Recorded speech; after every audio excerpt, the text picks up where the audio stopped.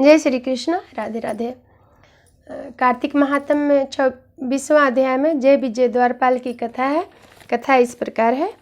धर्मदत्त बोले, हे देवगण, मैंने जय और विजय ये दोनों भी भगवान के द्वारपाल सुने हैं। उनकी कौन सा ऐसा उत्तम पुण्य किया है जिससे उन दोनों को विष्णु रूप मिला। गण बोले, हे द्विज, त्रिनबिंद की देवहूति नाम की कन्या से ऋषि कर्दम की कृपा से 2 पुत्र उत्पन्न हुए थे। बड़े का नाम जय और छोटी का नाम विजय था। इसी देवहूति से योग शास्त्र में परंपरागत योगी कपिल देव जी भी हुए। जय और विजय ने अपनी समस्त इंद्रियों की वृत्तियों को भगवान विष्णु की भक्ति में लगा दिया था, जिससे वे दोनों बड़े धर्मशील हुए।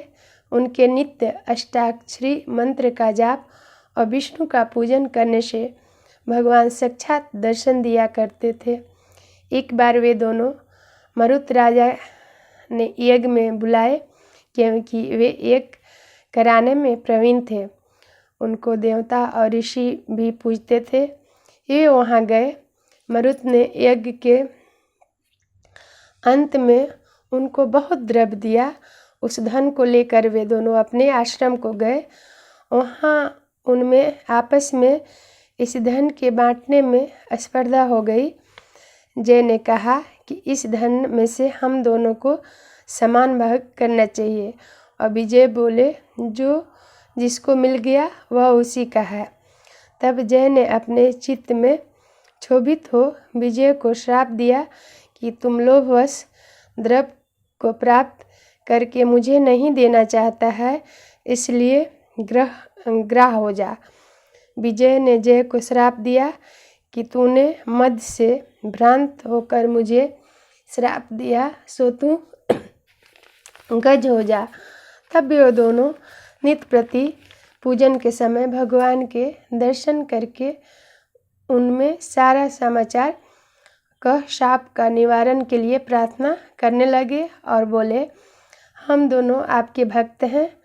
ग्रह और हाथी की योनि में कैसे जाएंगे, इसलिए कृपानिधि इस शाप से हमारा उद्धार कीजिए।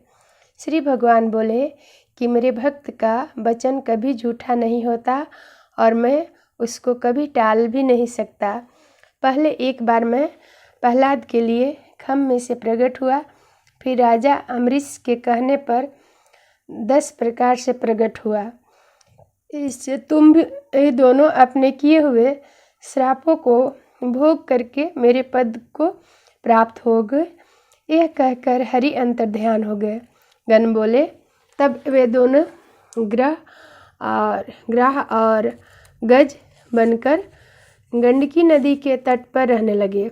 यह दोनों ही अपने पूर्व कथा याद होने के कारण इस योनि में भी भगवान का नियम आदि करते थे। एक दिन हाथी कार्तिक पूर्णिमा के दिन गंडकी नदी में स्नान करने के लिए गया। तब श्राप के कारण विष्णु के याद करके ग्राह ने हाथी का पैर पकड़ लिया। जब ग्राह से पकड़े हुए उस हाथी ने विष्णु का स्मरण किया, तब उसी समय शंख चक्र गदाधारी विष्णु प्रकट हुए। फिर भगवान ने चक्र से ग्राह को मारकर उन दोनों का उद्धार किया और अपने रूप देकर वैकुंठ को चले गए। तभी से स्थान हरि क्षेत्र नाम से विख्यात है।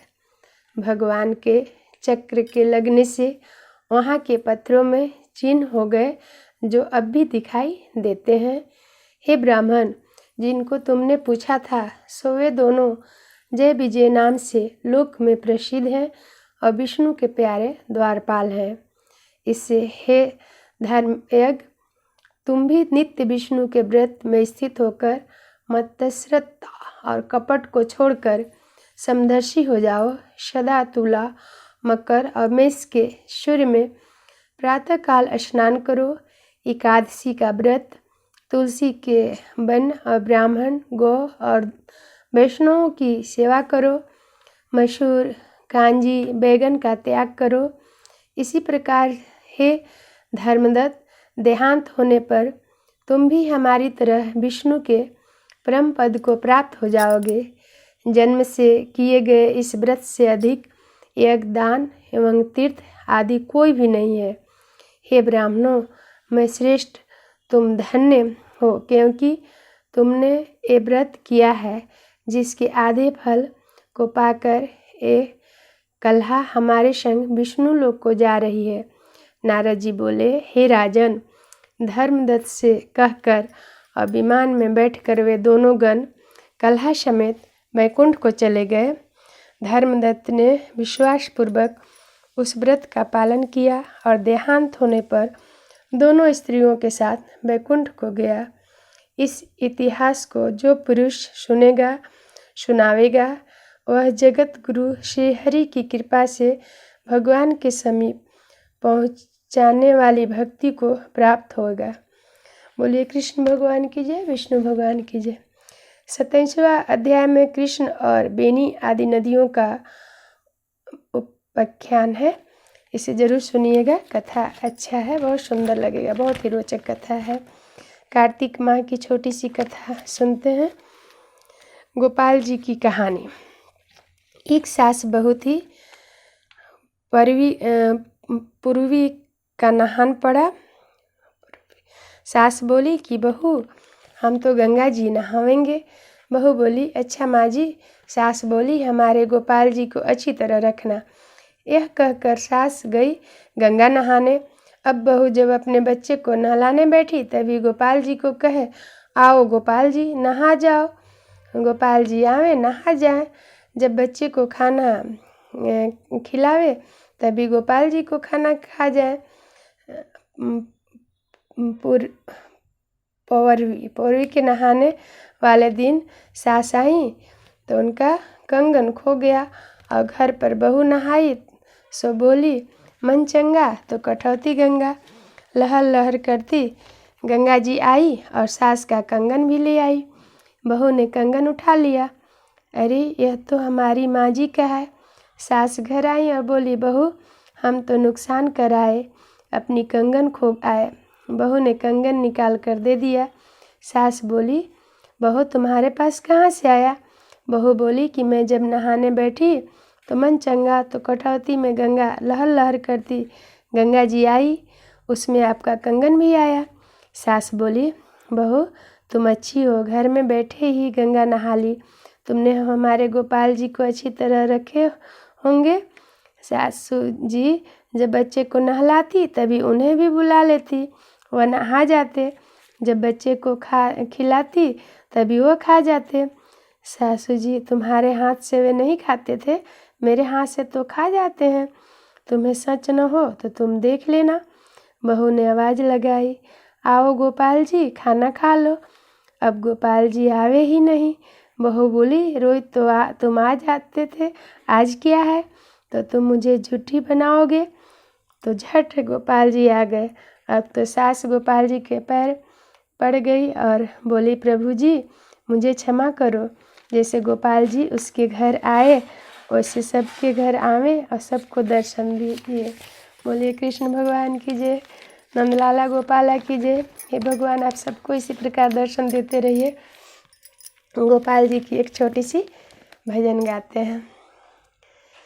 करके इशारा बुला गई रे बरसाने की गोरी, करके इशारा लुभा गई रे बरसाने की छोरी, करके इशारा बुला गई रे बरसाने की गोरी, बरसाने की गोरी बरस की छोरी, बरसाने की गोरी बरस की छोरी, करके इशारा लुभा गई रे बरसाने की गोरी।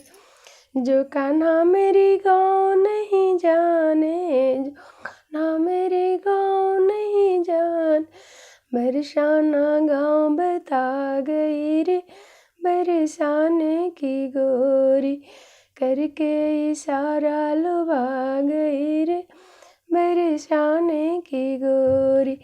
जो कान्हा मेरे घर नहीं जाने, ऊंची हवेली बता गई रे, बरसाने की गोरी। करके इशारा लुभा गई रे, बरसाने की गोरी। सब सही पहचान बता गई रे, बरसा मेरे आंगन में तुलसी जी का बिरवा, सही पहचान बता गई रे, बरसाने की गोरी।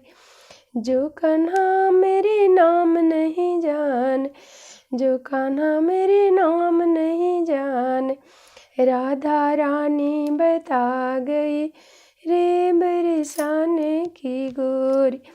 करके इशारा लुभा गई रे, बरसा की गोरी। कान्हा के मन को भा गई रे, बरसाने की गोरी। करके इशारा बुला गई रे, बरसाने की गोरी। जय श्री कृष्णा। राधे राधे।